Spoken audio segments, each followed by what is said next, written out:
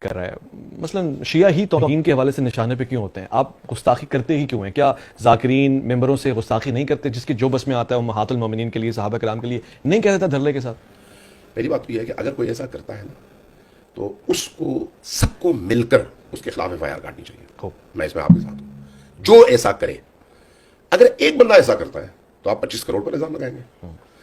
بہت سارے صحابہ نے شراب پی، آپ کہیں گے سارے صحابہ نعوذ باللہ شرابی تھے؟ جنہوں نے شراب پی ان کو سزا بھی ملی. تو اس کا مطلب یہ ہے اگر کسی نے بدکاری کی، وہ تو شراب کے حکم لانے سے پہلے ہے نا، نہیں اس کے بعد کی. شراب کے حکم کے آنے سے پہلے تو سزا بھی نہیں تھی نا. میں سزا کی بات کر رہا ہوں. جن کو درے لگے ہیں شراب پینے پر، کب لگے ہیں؟ شراب کے حکم کے، حرمت کے حکم کے آنے کے بعد. تو وہ کون تھے؟ کافر تھے؟ نہیں، کافروں پر تو کوئی پابندی نہیں ہے. مسلمان تھے. تو وہ مسلمان کون تھے؟ مدینہ والے تھے. مدینہ والے کون تھے؟ جو رسول اللہ کو دیکھ چکے تھے. تو صحابی کی تعریف کیا کی جاتی ہے؟ جس نے ایمان کی حالت میں نبی کریم کو دیکھا ہو. تو اس کا مطلب ہے ان پر یہ حدیں جاری ہوئی. کیا صحابہ میں ہاتھ کٹے یا نہیں؟ صحابہ کو قتل کے جرم میں پھانسی یا ان کا سر کاٹا گیا یا نہیں؟ صحابہ کو اس بدکاری کے جرم میں درے لگے یا نہیں؟ اگر لگے تو قرآن کی آیات انہی کے لیے نازل ہوئی ہیں نا. اس کے بعد جا کر قانون تدوین پاتی ہے. اگر یہ چیزیں کوئی بندہ نکال کے کسی کو دکھا دے یا کسی تقریر میں بتا دے بھئی حدیث میں یہ لکھا ہوا ہے، قرآن میں یہ لکھا ہوا ہے، مورخ نے یہ لکھا ہے، محدث نے یہ بات لکھی ہے اور فلان کتاب میں لکھی ہے، تو اب اس قانون کی روشنی میں بجائے اس کے کہ آپ کہیں کہ بھئی یہ ایک علمی اختلاف ہے، آپ بولنے والے کو کٹہرے میں کھڑا کر دیں اور اس کے خلاف کم سے کم 10 اور زیادہ زیادہ عمر قید کی سزا کٹوائیں گے. اس کا تو جرم نہیں ہے. جا کے پھر امام بخاری کو قبر سے نکالیں اور ان کے خلاف فتوا دیں. لیکن امام بخاری پاکستان کے نہیں تھے نا، پاکستان کی سرحد پہ یہ قانون کا اس کا اطلاق ہوتا ہے. اچھا ٹھیک ہے، بالکل ٹھیک ہے. امام بخاری کی کتاب تو پاکستان میں چھپ رہی ہے نا. تو چھاپنے والے جو توہین پر مبنی کتاب ہوگی اس کو چھاپنے والا بھی توہین کا مرتکب ہے یا نہیں؟ تو پھر سارے پاکستان سے بخاریوں کو اٹھائیں اور جلائیں، مسلم کو اٹھائیں اور جلائیں.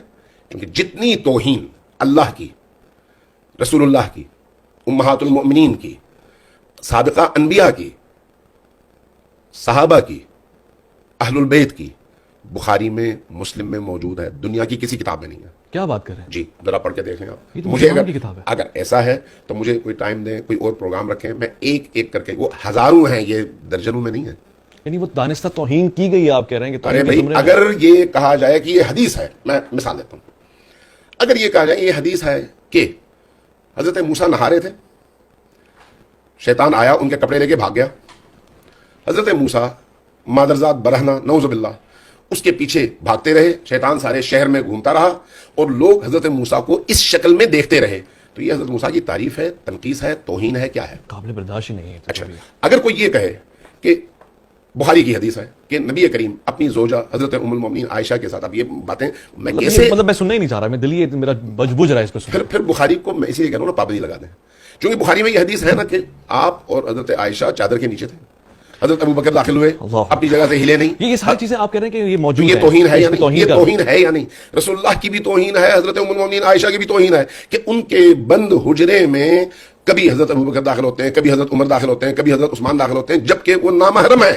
ایک مولوی صاحب اپنی بیوی کے لیے کبھی بھی اس طرح کی کوئی بات ایک لمحے کے لیے قبول کرنے کو تیار نہیں ہوتے. کوئی بھی غلط کی شان میں کیسے تیار ہو جاتے ہیں؟ کوئی بھی غلط آدمی. اگر ایسا ہے تو پھر ان کتابوں کو آگ لگانی پڑے گی نا. پھر اچھا میں آپ سے توہین تو ہے. جنہوں نے وہ کتاب چھاپی ہے ان پر توہین کا پرچہ کروائیں، جنہوں نے اس کا ترجمہ کیا ہے ان پر توہین کا پرچہ کروائیں، جس ادارے نے چھاپا ہے اس ادارے کو بند کروا دیں. تو پاکستان میں کیا بچتا ہے پھر آپ کے پاس؟ تاریخ اسی طرح سے اٹھا کر دیکھ لیں. جتنے محدثین کی بڑی بڑی کتابیں ہیں وہاں پر بڑے بڑے نام آور شخصیات کے حوالے سے ایسی ایسی چیزیں موجود ہیں، اور ان میں سے کوئی بھی، میں آپ کی اطلاع کے لیے عرض کروں، شیعہ نہیں ہے. کوئی شیعہ نہیں ہے کہ کوئی کہے یہ شیعوں کی روایت ہے. نہیں بھائی، امام ابن ابی شیبہ شیعہ نہیں ہے، بخاری شیعہ نہیں ہے، طبری شیعہ نہیں ہے، کامل شیعہ نہیں ہے، ابن اسیر شیعہ نہیں ہے، البدایہ والنہایہ شیعہ نہیں ہے. یہ جو صحاح ہیں ان کا کوئی مصنف شیعہ نہیں ہے. اگر آپ کو اس طرح کی ساری چیزیں وہاں سے مل جائیں تو اب آپ اس کے بعد کیا کہیں گے؟ یہ توہین ہے یا نہیں ہے؟ اگر اس کو آپ توہین کہیں گے تو پھر کچھ نہیں بچتا.